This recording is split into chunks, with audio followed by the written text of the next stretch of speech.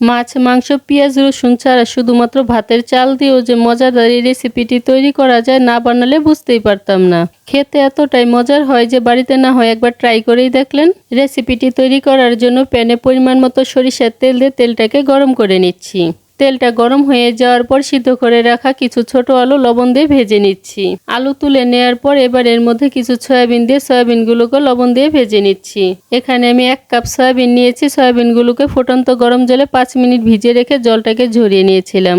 সয়াবিনগুলো ভাজা হয়ে গিয়েছে, এবার তুলে নিচ্ছি।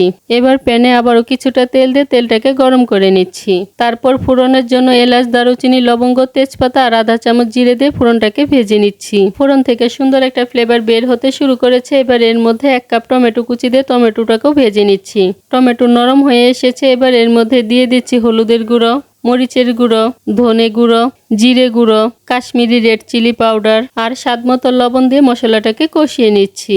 2 মিনিট কষিয়ে নেওয়ার পর এবার এর মধ্যে 1 টেবিল চামচ আদা বাটা দিয়ে মশলাটাকে 1 মিনিটের জন্য আবারও কষিয়ে নিচ্ছি।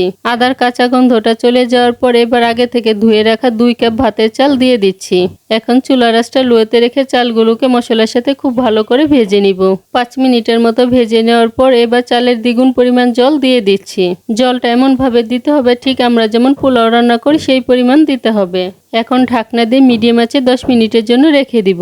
10 মিনিট ঢাকনা দিয়ে রেখে দেওয়ার পর চালটা প্রায় সিদ্ধ হয়ে এসেছে। এবার এর মধ্যে দিয়ে দিচ্ছি 1 কাপ মটরশুঁটি, ভেজে রাখা সয়াবিন আর ভেজে রাখা আলু দিয়ে হালকাতে মিশিয়ে আবারও 10 মিনিটের জন্য ঢাকনা দিয়ে মিডিয়াম আঁচে রেখে দিব।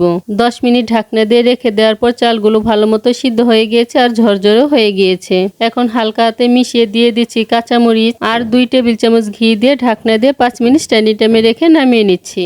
তারপর লেবু, সালাদ আর আমের চাটনির সাথে পরিবেশন করে নিয়েছি।